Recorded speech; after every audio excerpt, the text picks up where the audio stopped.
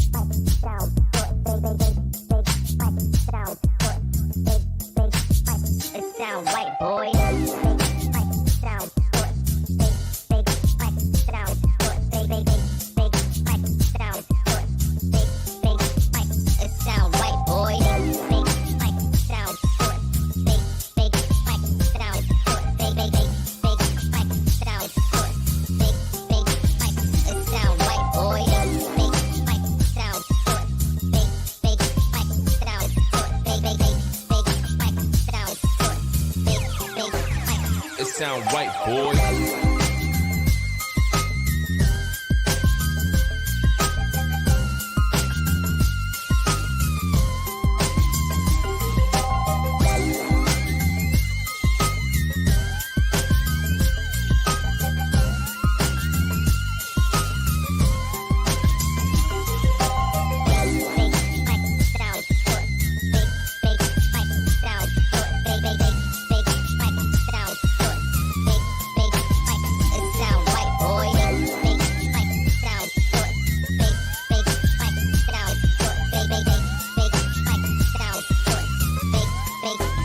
It sound right, boy.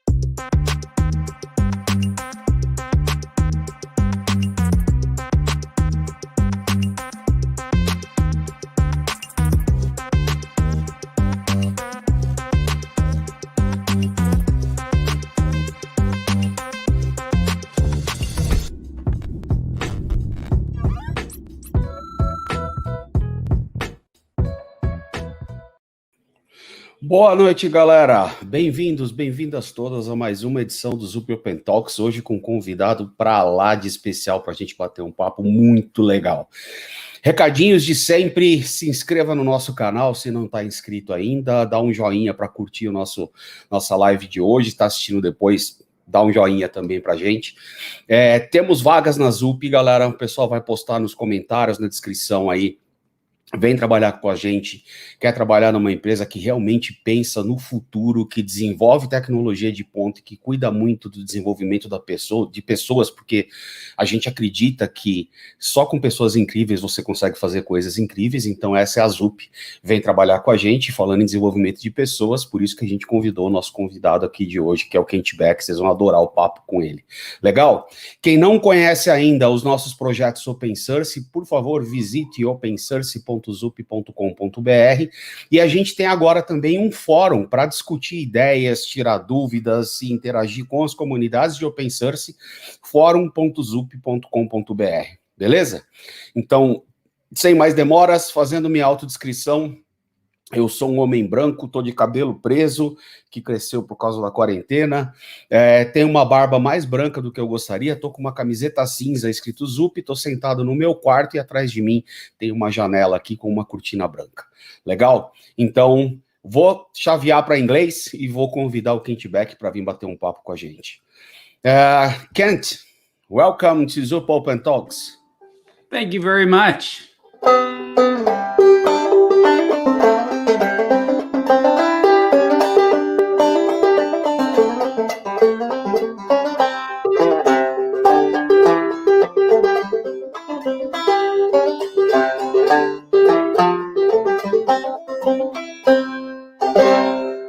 Yeah, amazing.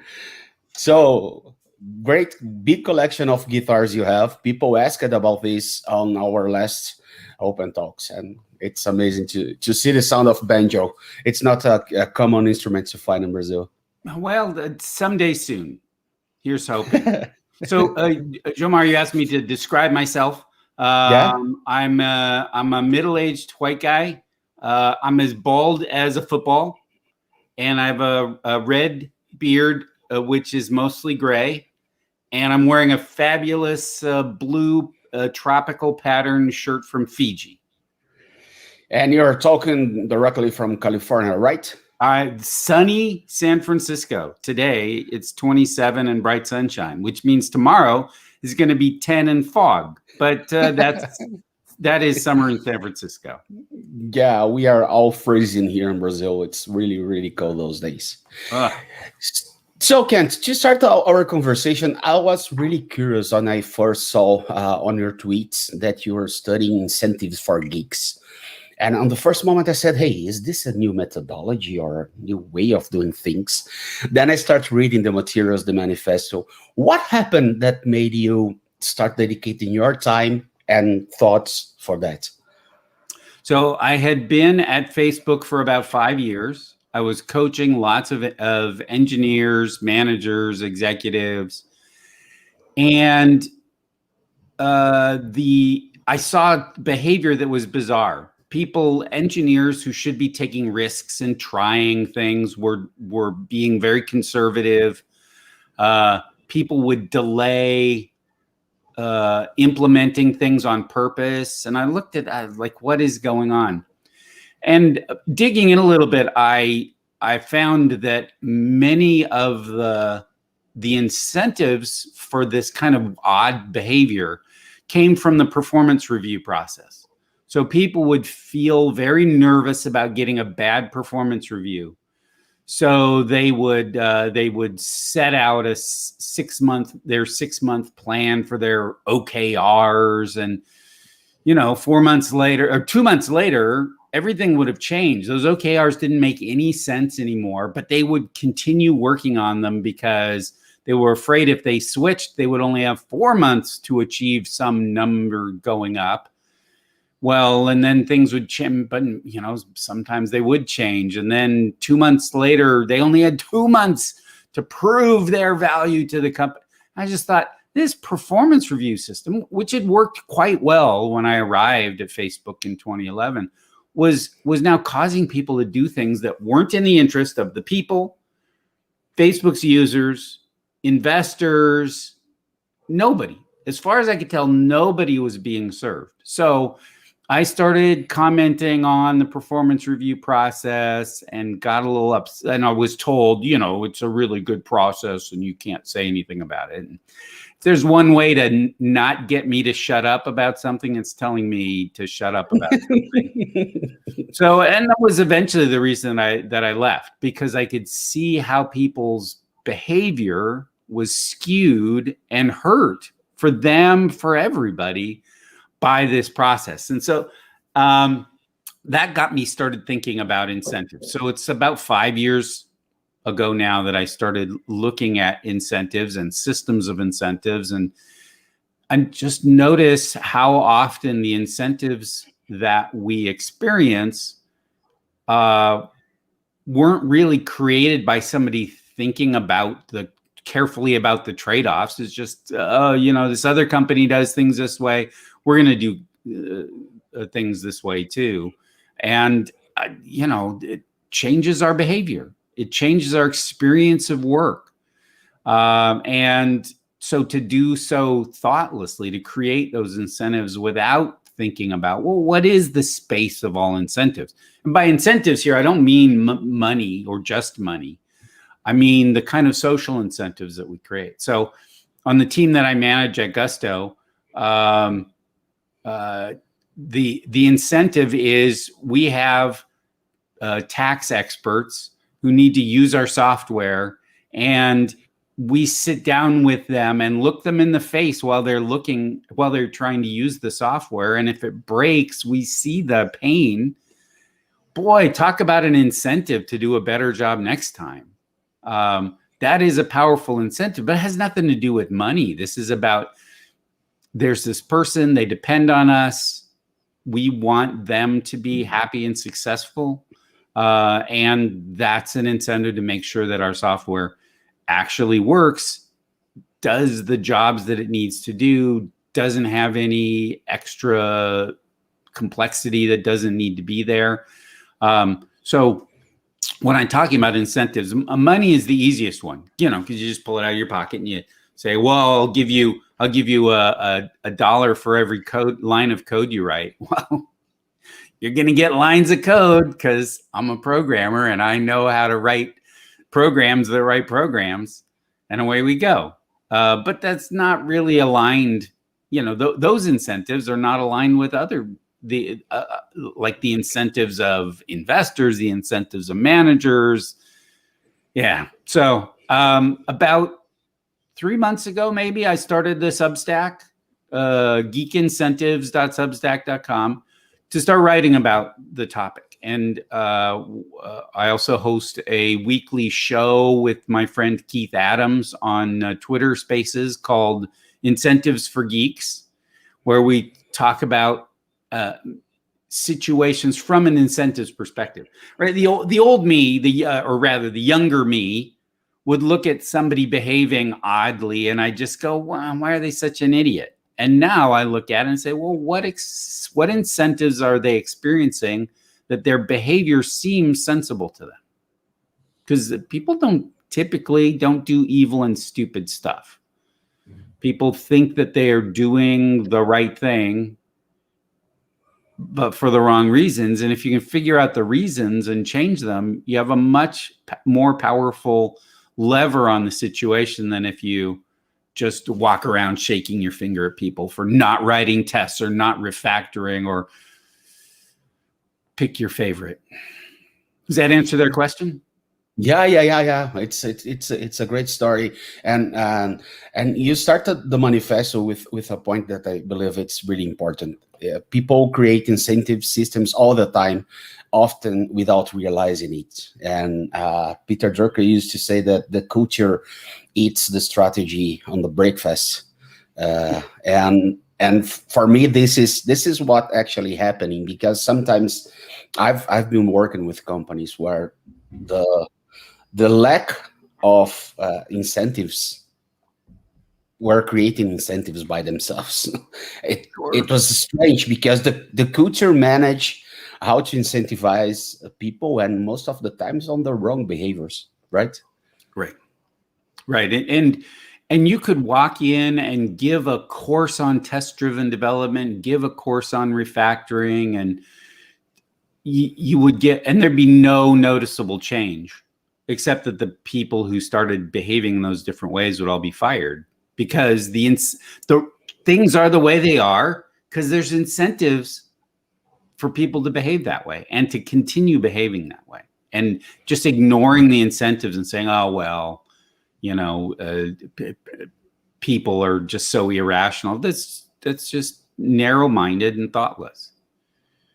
Yeah, and the second point, it's the other one that made me think a lot, because it's actually what happening. People do so mostly by copying or adopting with any other companies are doing, without thinking on the trade-offs. I've saw that not only for incentives, but for different things. So, okay, if we want to be like Google, let's see what Google is doing and do the same without considering local culture and things like that. Is in that direction, right? Yeah, absolutely. You see a Formula One driver and you want to do that. So you build a Formula One car, you're going to kill yourself in the next 5 seconds. You need to get the Ferrari's cars didn't get that way on the first day. That's the result of a long period of evolution. If you want to get into race car driving, you start with something small.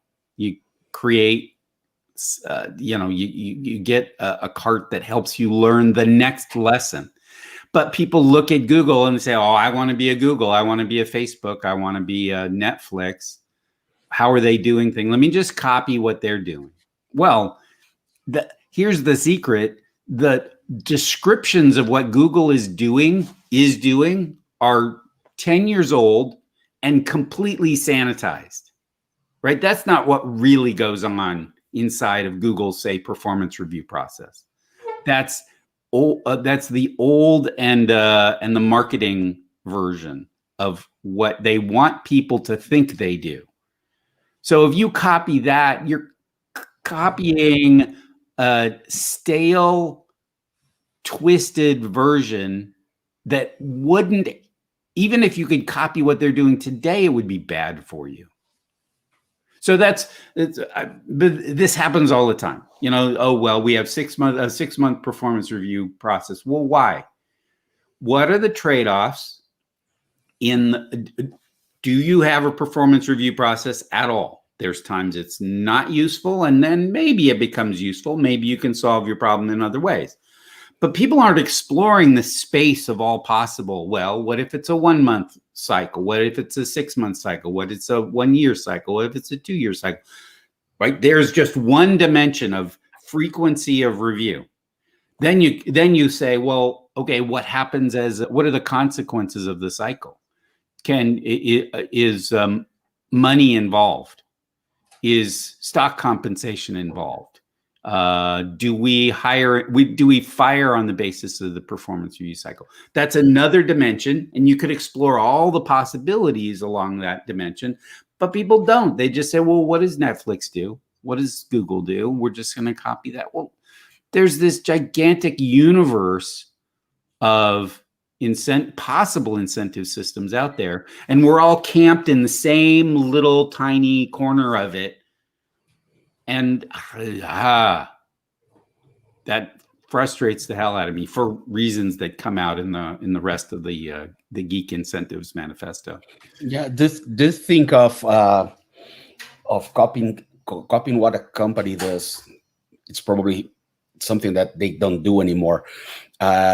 After almost 9 years on Intel, we worked with different things and used different processes there, but I never heard the acronym OKR while I was there. And I was surprised to see how people use this and say, hey, this was created by Intel. And basically, probably the way they describe OKRs today is the way Intel explained this to the world, but living the culture there is totally different. And the way we incorporate that on our daily basis, discipline and work was really, really, really different for anything I've read about it. outside. So I imagine that for incentives and things like that on companies, it's probably the same, because one thing is the written word, the other thing is the living culture inside each one of those companies. Right. And a particular, I mean, I hate performance review even as a metaphor for what should go on. Because, like, who cares? You already did all those things. There's nothing anyone can do about that. I would rather have a growth conversation. Okay, what are you going to do next? Because we can't do anything about, but no, everybody wants to, I'm going to review your performance now. And then people skew their behavior because of what they think a conversation in 4 months is going to be. What a waste. I'll just hold up. Let's see. That's one of my stickies. I'll let you translate that however you want to. Yeah, people can read it. and also you point on the manifesto that incentives decisions are made badly have wide-ranging consequences, especially for people with less power. Yeah. So part of your earlier point is we're creating incentives all the time. So when I wrote JUnit with Eric Gamma, we created an incentive for programmers to write tests. We made it easier. So a bunch of people started writing tests, and then they expected other people to write tests. They are creating incentives through their expectations and da da da da. So yes, that's true. But more typically, incentives flow from more powerful positions or people to less powerful ones. So if you're going to take the responsibility of creating an incentive system from a position of power, it's unsustainable to do that in a way that perpetuates the power differences, that takes advantage of them. You know, if you're not here by 8 a.m. every morning, blah, blah, blah, blah, you know. I remember I worked at a startup, and the ethos was really, let's work really hard, really long hours, which was terrible. I almost killed myself doing it. My health got really bad and I had to really back off. The CEO would buy a box of donuts and bring it in on Saturday morning.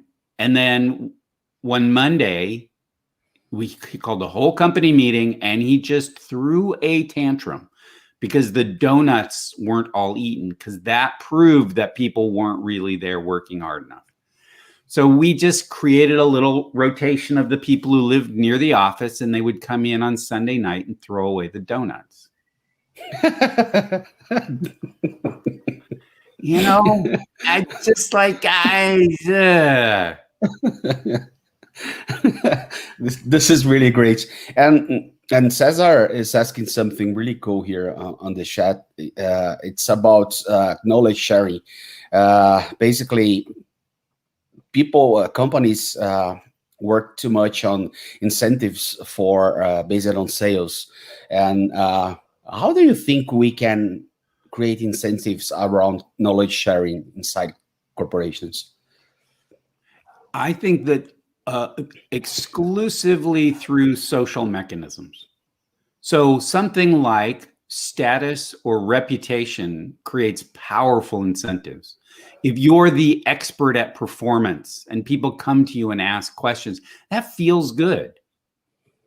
So I want to, if somebody has a kind of knowledge that would be valuable to be shared, I want to make sure that I think of them as natural incentives, but it's not exactly true. You can encourage incentives like this. I want to encourage incentives where the experts are recognized for their expertise. They get a chance to exercise it. I tell story. If I'm in an executive position, which I am now, I tell stories about, the other day, so-and-so did this amazing thing. That creates a huge incentive to do more of that. Or, wow, I read the piece that you wrote on optimizing active records, and that was fantastic. It's not about, I'll give you $1 for every knowledge management entry you write, blah, blah, blah, blah. Like, you're just going to get a bunch of garbage if you did something like that. But if you invoke these social mechanisms, and yes, we're geeks, but we're also social. I hate that, but there you go. There's lots of ways of creating incentives that have a much smaller chance of backfiring. Because any incentive, when we say incentive, we're looking at behavior at the margins. You can't change what somebody does fundamentally. You know, if I hate programming, but I'm offered $1 million a program, I'm just going to be a slightly richer, really unhappy, crappy programmer. That you can't. But at the margins, if you say, okay, well, you're programming, but you're not writing tests. What incentives can I create to write tests? So even as an individual, you can create your own incentives. You say, Jomar, I'm going to start writing tests, and I want you to check on me. Every week, we're going to talk about the tests I wrote. So I know that if I come in and go, oh man, I didn't write any tests this week, you're going to go, hey, what's wrong with you? Okay, that's an incentive for me to change my behavior at the margin. Okay, so that's the first thing. This is not about programming people and making them do whatever you want them to do. Incentives can encourage positive or aligned behavior, or they can discourage positive and aligned behavior, like the paying people for a line of code. You're going to get you're going to discourage people deleting code if you do that, right? Oh, now I'm going to take $10 back because you just deleted 10 lines of code. Ugh. You're also going to, and this is kind of the red team side of it, you're going to encourage some non-aligned behavior. You're going to accidentally encourage people to do stuff you don't want them to do. And anytime you create an incentive system, you need to think about what non-aligned or unaligned or misaligned behavior am I encouraging by this?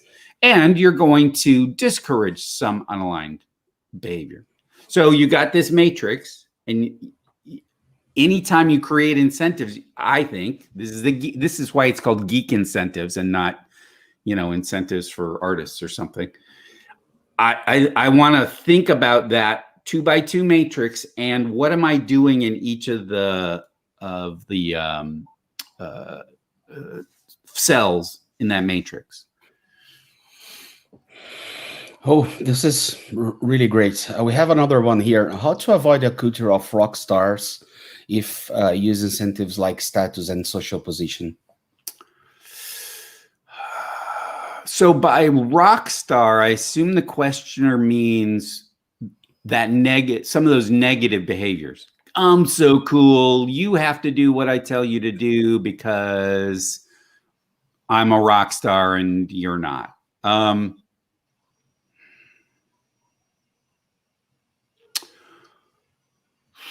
First, we would like, there's two goals going on simultaneously, and sometimes they work against each other. One is we would like today's decisions to move towards skill and knowledge.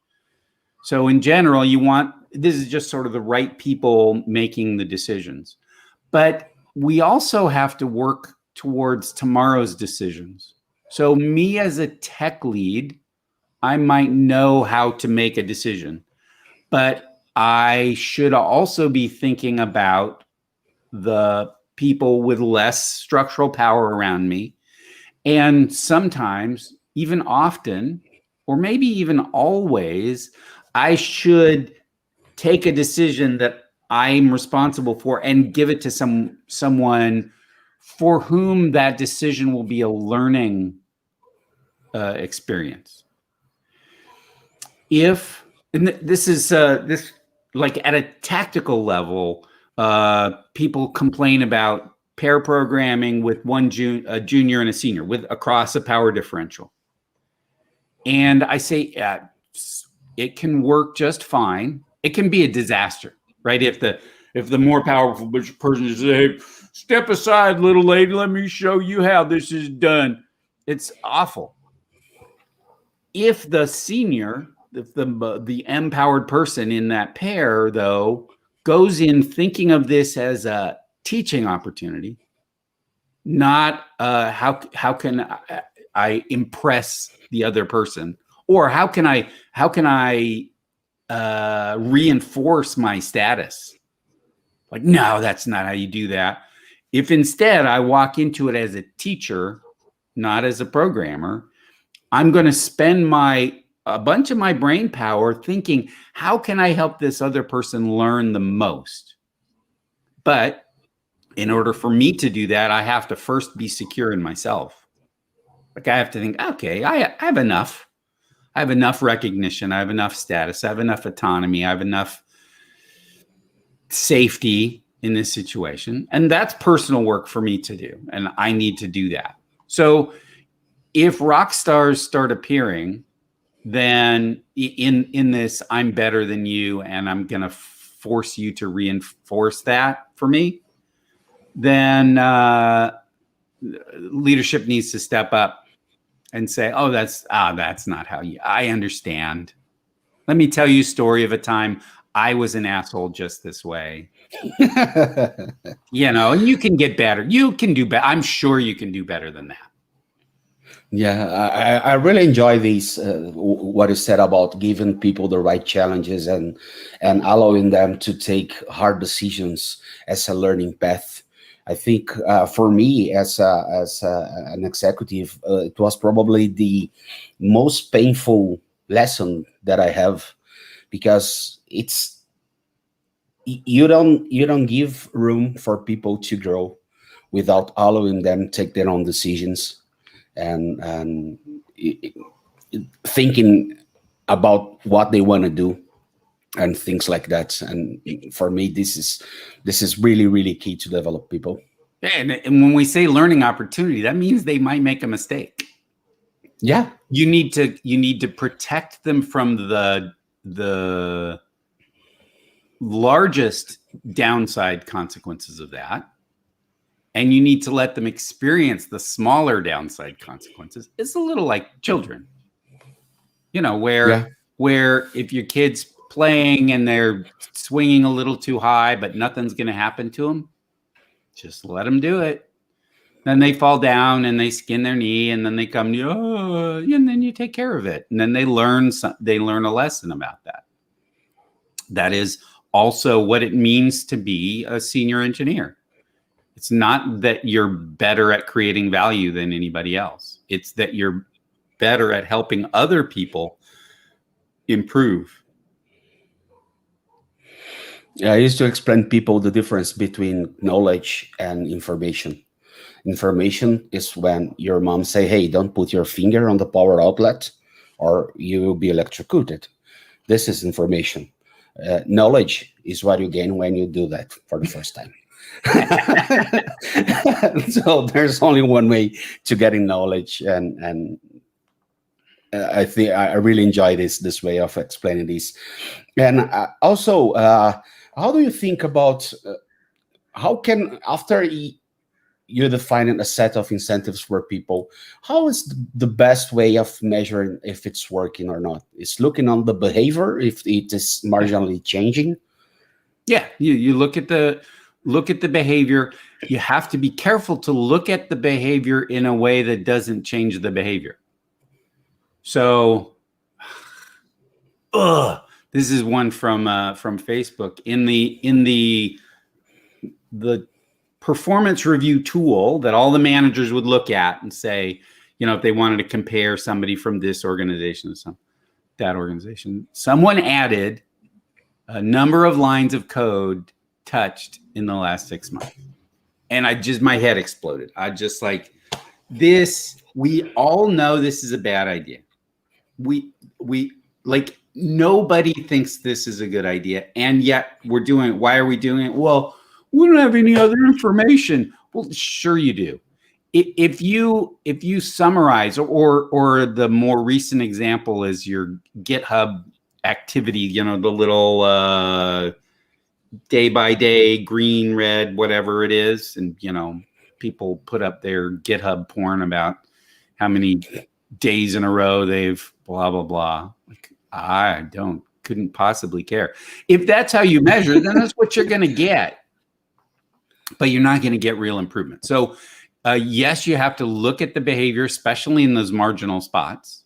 Like, okay, the pressure went up. Did you keep writing tests? But as someone who's operating the incentive system, you have to be very careful how you observe the activities that you're trying to incentivize, or you're going to get exactly what you're looking for and not at all what you want. During the last Hacktoberfest, we participated with our open source projects, and if you made pull requests and they are accepted by a certain number, you receive a T-shirt from the sponsors, from DigitalOcean and things like that. And it was really funny to see that there were people from attending to the Hacktoberfest that to get their T-shirts, they was basically going to repos and inserting white lines, blank lines, or removing blank lines, or spacing comments. So actually, they weren't contributing with anything useful, but they want that T-shirt. And once they did, let's say, 30 or 40 pull requests, they're done. I have my T-shirt. I'm done. Yeah, 30 or 40 useless pull requests. Totally useless. Right. So the next stage of that game, and this is where you want to study game theory. I'm a poker player, so this is something I deal with on a daily basis. You need to think about the game theory behavior of the person experiencing these consequences. Now, maybe you don't really care. Maybe you just give a T-shirt to everybody who participates. Would you get better or worse results if you did that? Would you get better or worse results if you gave them a T-shirt for showing up, or gave them a T-shirt when it was over? Should that T-shirt when it's over be a surprise so that they have an incentive to participate next time? Or should it be a, hey, participate in the Hacktoberfest and you'll get this T-shirt at the end, right? There's lots of nuance possible. If you're thinking about the incentive system as a system, if you're just like, well, I got a T-shirt last time, so let's do T-shirts again, you're not going to think about all the possibilities that you have out there. And people are not computers. They are not, you can't program their behavior. They're not going to react the way you'd like them to react. Just look at a country's taxation system, something that is my daily business at Gusto. And you think about the behavior that's incentivized by tax system, it's not at all what you would want, right? The really rich people are incentivized to hire very expensive helpers to avoid taxes because it's possible and it's really valuable if they can do that. It incentivizes the really rich people to give money to politicians who write the tax laws in such a way, and it just goes down this spiral. And a much simpler system that was less equitable might result in society as a whole being much better off.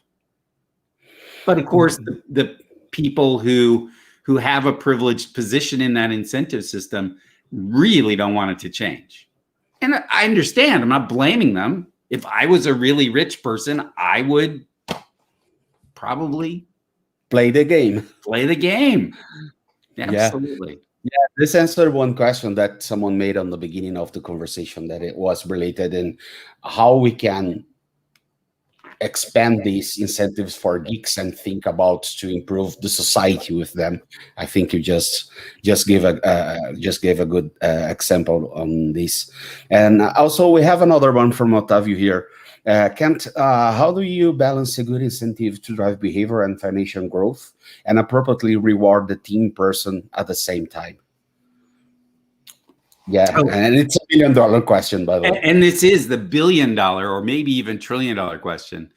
And so I'll take an analogy with sports. There are sports contracts which incentivize individual behavior. So you have to make this many passes successfully, or you have to score this many goals, or you have this many assists, or blah, blah, blah, whatever it is. Those incentives are not aligned with the team's incentives. Let's say it's the last game of the season. The championship is on the line. You can take a bad shot and you might make an extra $1 million, or you can make a pass. The team wins the championship, but you lose the $1 million. I just don't want people to be put in that position. This is a case of individual contribution to collective results. And this is a really, really hard problem. Hockey has an interesting one. Ice hockey records plus minus. How many more goals are scored when you're on the ice, or how many goals are scored for and against while you're on the ice? And you can do it in hockey because you've got these shifts and people come off and on and off and on.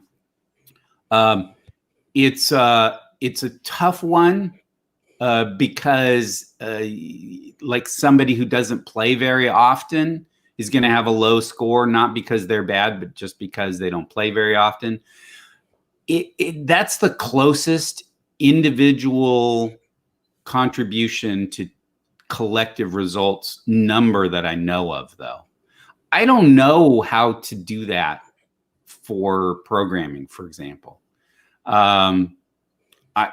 Every individual number that I can think of, and I've been searching for, how do we compare programmer productivity?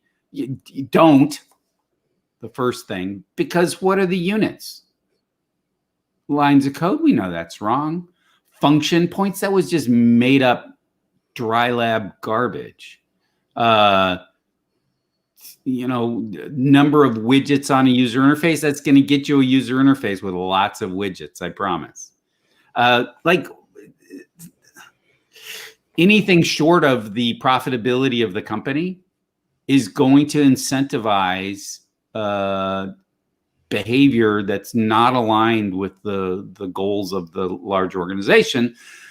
But if you're in a great big company, you can't even see your effect on the overall company's results. So just having stock is nice if the stock goes up, but it doesn't incentivize marginal changes in behavior. That's where I fall back on social norms. So the original XP team, I encouraged pair programming, but I didn't mandate it. And after about 6 months, they looked at all the defects that had been discovered after integration. And they discovered every single defect discovered after integration was written solo. So they created, they were inflexible about pair programming at that point.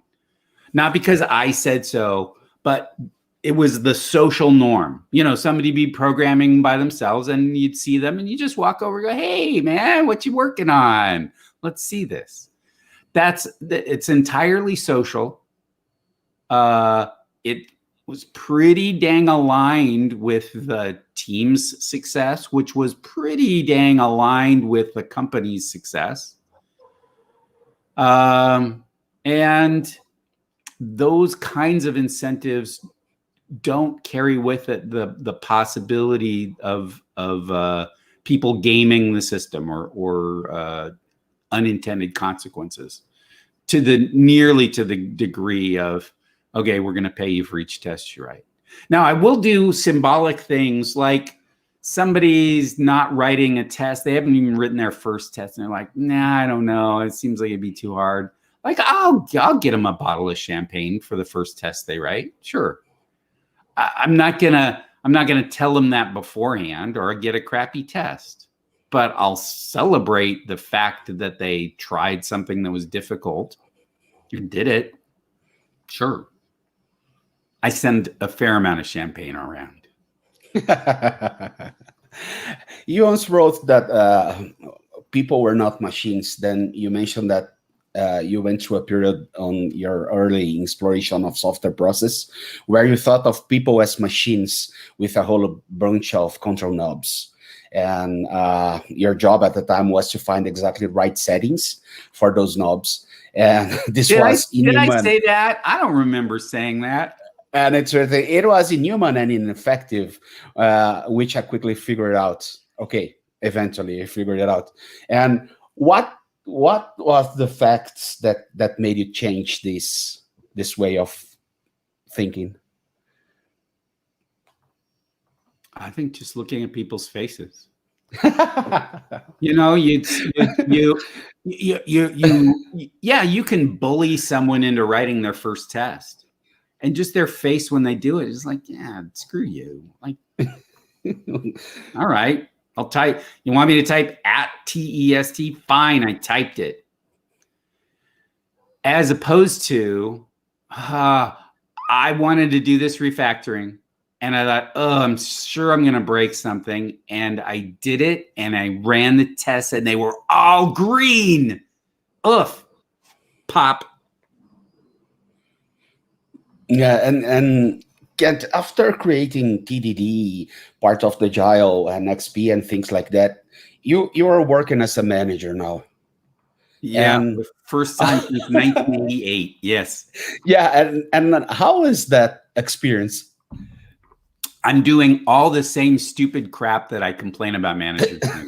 I'm feeling the same feelings. I'm entertaining the same questions. Yeah, but when is it going to be done? I mean, and those are the incentives that I'm getting from my management chain. It is weird for me to have a management chain and not be just reporting directly to the CTO all the time. But I'm fighting against those. I'm feeling the incentives to do these irrational things. And, I'm giving myself internal incentives not to follow that. It helps that I have strongly held and carefully thought through beliefs. So I believe that time pressure is a terrible incentive. You know, somebody says, well, it's going to take us 4 months to do this. Well, you've got 2 months, right? As a manager, you feel like you've done something. Oh, you know, because somebody's going to tell me that it has to take 2 months. So I'm just going to tell them. Then I don't have to feel bad. They're the one that's failing. Ha, ha, ha. It doesn't actually work that way. Not in a functioning system. But so time pressure is a terrible incentive system. And so I don't use it. I use social incentives. Let's just give a demo every day. Yeah, we're sorry. The demo today is broken the same way it was broken yesterday. No, people are going to figure out a way to at least make sure the demo's broken a little bit further along, which is that behavior is very aligned with the project's success. So by having a knit together social network across people with very different backgrounds, we have accountants, tax experts, and engineers, and we all have to work together as a team.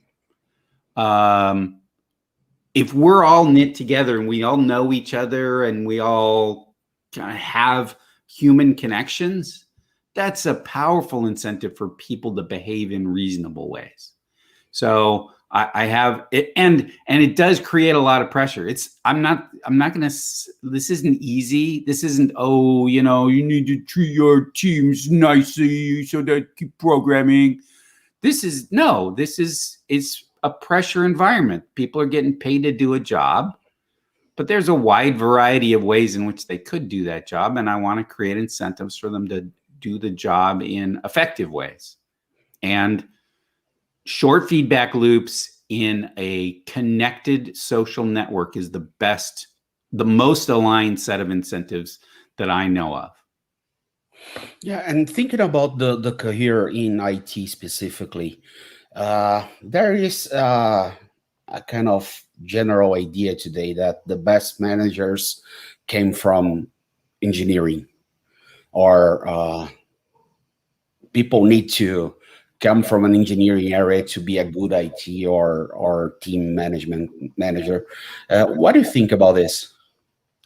I think it has nothing to do with any technical knowledge you have. I think it's because you know how to interpret people's actions and you understand, you have some sense of how they're going to react to the incentives that you create. So autonomy is a huge incentive for especially senior engineers. So it was like, you do this, you can work on anything you want for the next 6 months. Like the naive interpretation of that is, well, they're just going to go to the beach for the next 6 months. Well, if they did, and then they came back very rested and tan and happy, like that might not be the worst thing in the world. But what is a geek going to do with that? Oh, they're going to find some juicy project and really dig into it and maybe pull 2-3 juniors along in their wake. And the company's going to be really happy. That's a completely aligned incentive, but you have to understand how geeks react in order to even come up with that idea in the first place. Great. And people are asking a lot of things about agility, agile, and we had 20 years of the manifesto. And I need to ask you this. What do you think you guys did right and what you guys did wrong with the manifesto? The biggest mistake was giving it an attractive name. And I said it at the time. I said, if we call this Agile, everybody is going to say that they're doing it. If we just gave it a nonsense name, that would be better. If we gave it a, stinky development, then people are going to have to earn it. That was one of the big advantages of extreme programming. Calling it extreme programming came with huge costs, for sure. We got a lot of ridicule. There were a lot of people who just wouldn't touch it because it had this kind of weird name. But we didn't have any trouble defending our brand. Because once you learn extreme programming, you're going to be proud. I'm an extreme programmer. Yeah, smile. Go ahead and laugh. I earned it. And so that was the biggest mistake by far. What did we do well? We let Martin Fowler and Jim Highsmith write it. That was the smart move, I think. There was a lot of experience in the room. The other big mistake was just how pale male that room was. It's just a bunch of middle-aged white guys, and you're missing a bunch of the experience and wisdom and thought and so yeah, that was a mistake. I don't think any of us were sensitized to those issues then the way that we are now. That was a big mistake too. Yeah, this is more or less the sense that people believe that agility is a means rather than an end, and this is the general impression that we have. Right. I want to be agile. Well, like, I want to be fit. Well, what does that mean? I mean, I'm fit today. You know, I took my walk up Twin Peaks today. Does that make me fit today? Like, no, I want to be healthy, right? I want to have energy. I want to be able to do the physical things that I want to do. But it is not some sort of checklist. Agile has just become another instrument of oppression. It takes the exact same power structures that we already had and reinforces them and results in the exact same dysfunctions that we saw. I was at a Agile African in Johannesburg. I had somebody come up to me and say, you know, we're doing this Agile stuff and we just want a program and we have to do this ritual and that ritual and write this document. Like, how do we just program? And I started crying. I mean, and then I got pissed because that is exactly what we were trying to avoid. And as the Who put it so succinctly, meet the new boss, same as the old boss. But I'm afraid we're just going to get fooled again. Excellent. And to close our conversation, Kent, and you talking about your being healthy and fit. This is something that I'm also curious about. How the daily routine to keep sharp and able to accomplish all the things you do, even playing banjo. Yeah, drugs and alcohol is definitely no. I mean, a little, but not a lot. I meditate every day.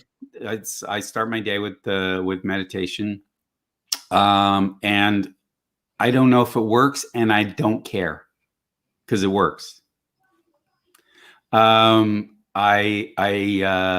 exercise regularly, both long distance walks and some resistance workout. That makes a huge difference for me. I have good relationships. I had a long talk with one of my kids today as I was out walking up Twin Peaks, huffing and puffing.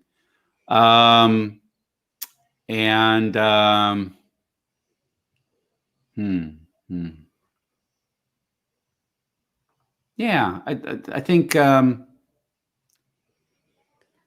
those are the things I do that make the biggest difference for me. I mean, I read, I play music, I write fiction, I draw.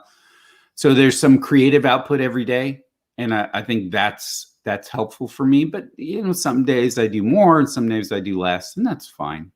I'm not trying to be in any museums or be a rock star or whatever. I'm just I enjoy doing it, so I'm going to do it. Great. So for close the conversation, do you want to give any advice for people that are watching us regarding how to think on better incentives for their teams and for their lives? So you're asking me a pretty simple question there, basically. When it comes to incentive systems, when you see behavior and you don't understand it, instead of judging it, try to think about what incentives the person is experiencing that behavior makes sense. That opened my eyes and created the possibility for me to connect with people who were doing things that I didn't like. As a younger person, 20 years ago, 25 years ago, I'd see somebody doing waterfall development. I just go, you moron, you know, don't you know there's a better way? They're not doing it because they're stupid. They're doing it because something in their environment expects them to do that and gives them positive reinforcement for do it and gives them negative reinforcement if they don't do it. Well, what's that? Let's look at that. And now you can have empathy and compassion for the person who's doing that. And you can become aware of the incentives you're experiencing and have a little empathy and compassion for yourself when you're screwing up. Excellent.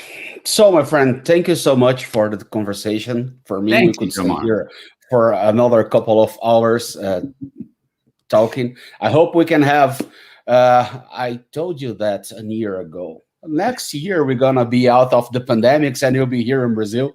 So Maybe next year.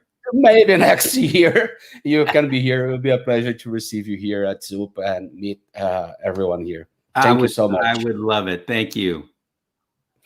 Thank you, guys. Good night and stay tuned. Next Thursday, we'll be here again with another Zup Open Talks. Thank you so much, Kent. Good night. Bye-bye.